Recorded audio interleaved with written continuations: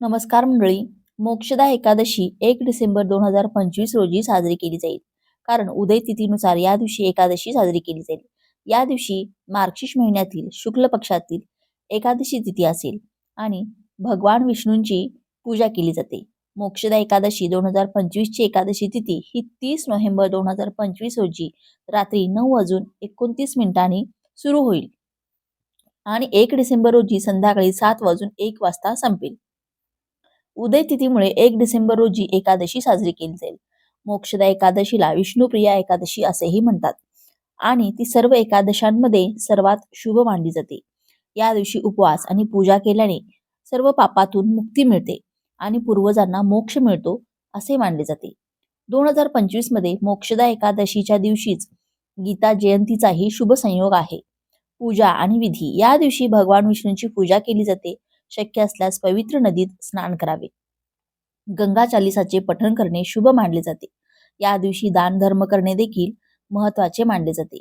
एकादशी प्रत्येक महिन्यातील कृष्ण आणि शुक्ल पक्षातील एकादशी तिथी ही जगाचा पालन पोषण करणाऱ्या भगवान श्रीहरी विष्णूंना समर्पित आहे.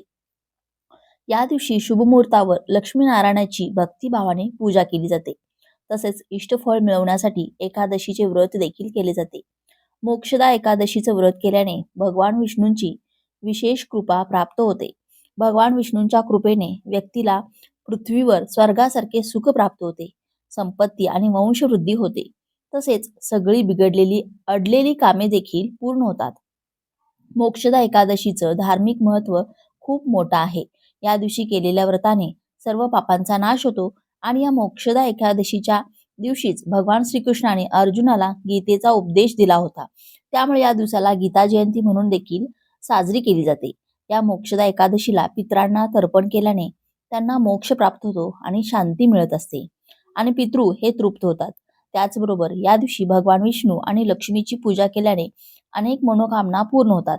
तसेच हा दिवस अतिशय महत्वाचा असल्यामुळे या दिवशी आपल्या ज्योतिषशास्त्रांमध्ये करण्यासाठी काही प्रभावी उपाय आणि सेवा सुद्धा केल्या जातात. हे उपाय केल्याने 7 पिढ्यांचे दारिद्र्य नष्ट होऊन कितीही कठीणातील कठीण इच्छा ही तुमची पूर्ण होईल. कोणताही शत्रुत्रास, पितृदोष हा देखील दूर होईल. घरात अखंड लक्ष्मी नांदेल. तर हा उपाय आपल्याला उद्या सोमवारी मोक्षदा एकादशीला करायचा आहे. जर भरपूर दिवसांपासून तुमच्या मनामध्ये एखादी इच्छा असेल, प्रत्येकाच्या मनामध्ये काही ना काही इच्छा ही असतेच, अगदी माझ्यापासून ते तुमच्यापर्यंत, आणि ती इच्छा पूर्ण होण्यासाठी आपण भरपूर कष्ट, मेहनत करत असतो. परंतु कधी कधी कितीही प्रयत्न केला आणि कितीही कष्ट केले तरी आपली कोणतीही इच्छा ही पूर्ण होत नाही. आपल्या प्रयत्नांना यश मिळत नाही. जर आपल्या कुंडलीमध्ये काही ग्रह हे कमकुवत असेल तर आपल्या प्रयत्नांना यश मिळत नाही, आपल्या कामामध्ये यश येत नाही आणि आपली कोणती इच्छा ही पूर्ण देखील होत नाही.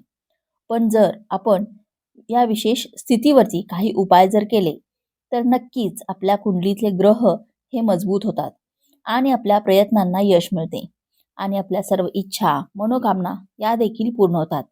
जर तुमची इच्छा नोकरी प्राप्तीबद्दल असेल, धनप्राप्तीबद्दल असेल, मुलांची, पतीची प्रगती होण्याबद्दल असेल, एखादी नवीन वस्तू खरेदी करण्याची तुमची इच्छा असेल किंवा शारीरिक, मानसिक अशी कोणतीही त्रास दूर करण्याचा अशी तुमची इच्छा असेल, ती पूर्ण होण्यासाठी हा उपाय जो आहे तर तो अवश्य करू शकता.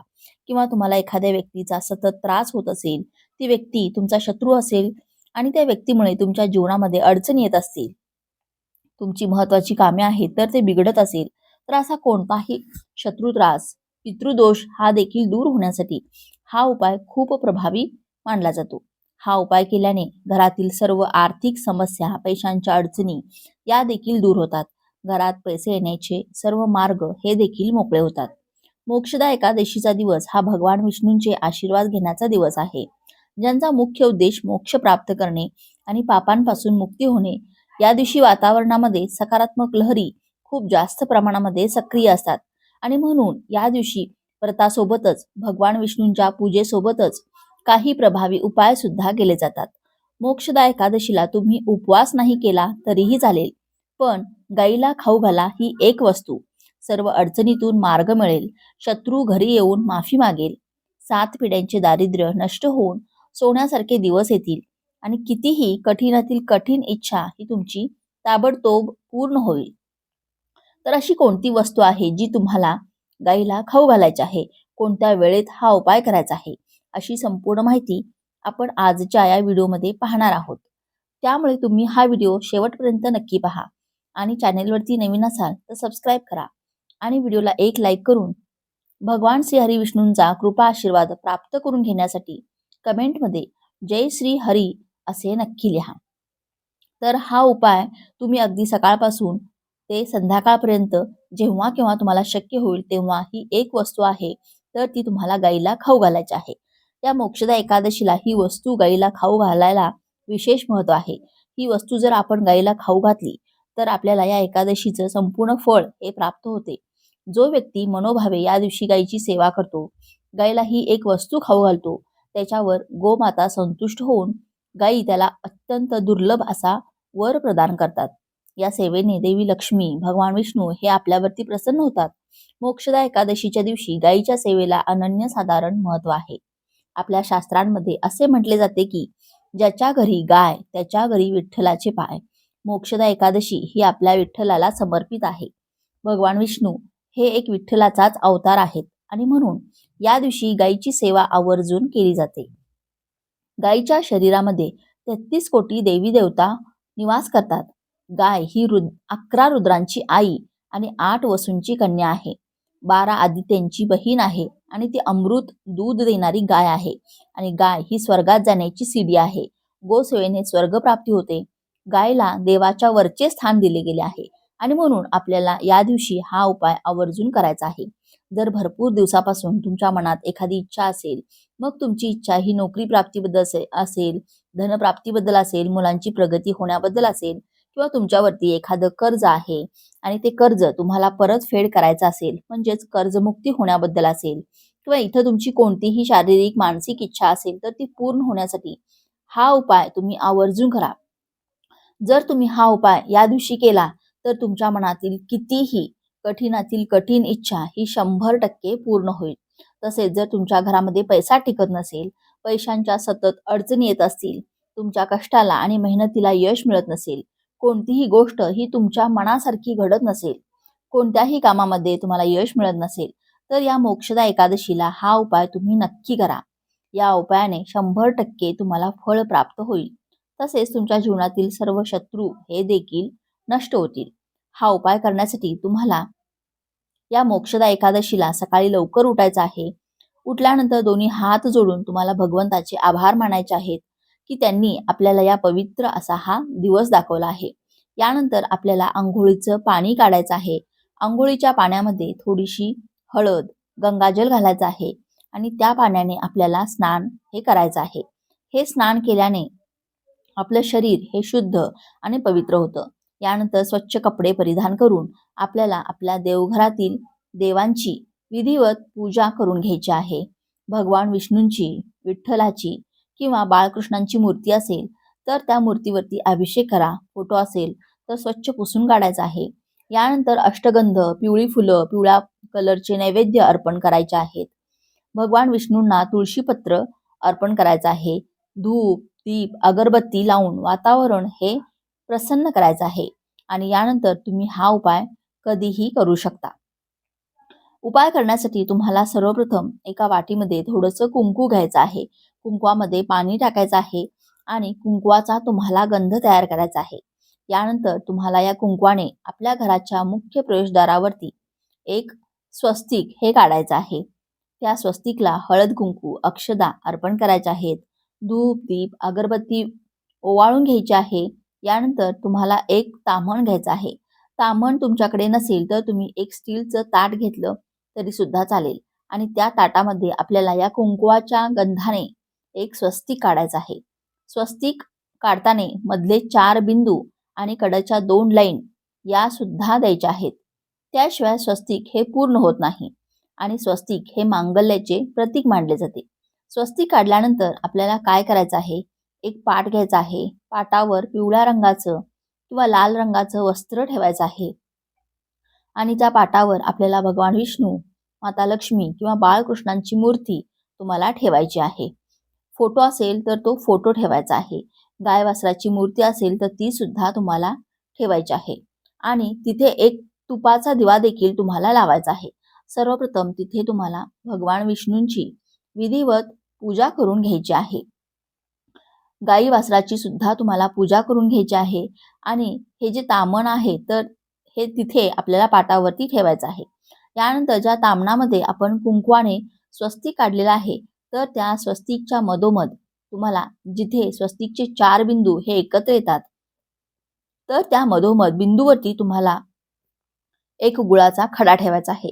यानंतर तुम्हाला थोडीशी चणा डाळ जी असते तर ती भिजवून घ्यायची आहे 2-3 तास अगोदर आणि त्यानंतर थोडीशी चणा डाळ सुद्धा तुम्हाला त्या गुळाच्या खड्या शेजारी ठेवायची आहे आणि त्यावरून तुम्हाला एक तुळशीपत्र सुद्धा ठेवायचं आहे. चणा डाळ जी आहे तर ती साक्षात भगवान विष्णूंचं रूप मानलं जातं आणि तुळशीला साक्षात लक्ष्मीचं प्रतीक मानलं जातं.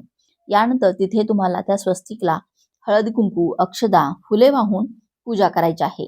तिथेच बसून 108 वेळा ओम नमो भगवते वासुदेवाय नमः या मंत्राचा जप करायचा आहे. काही वेळासाठी तिथेच ते ताट तुम्हाला ठेवायचं आहे. यानंतर एक तुम्हाला तांब्याचा कलश भरून घ्यायचा आहे. कलशामध्ये तुम्हाला थोडंसं हळद आणि कुंकू हे टाकायचं आहे. यानंतर तुम्हाला त्या स्वस्तिकवरती आपण जो गुळाचा खडा ठेवला होता, जी चणा डाळ ठेवली होती आणि 2 तुळशीपत्र आहेत तर ते तुम्हाला एका प्लेटमध्ये काढून घ्यायचे आहेत आणि हे पाणी आणि तो नैवेद्य घेऊन तुम्हाला गाईजवळ जायचं आहे.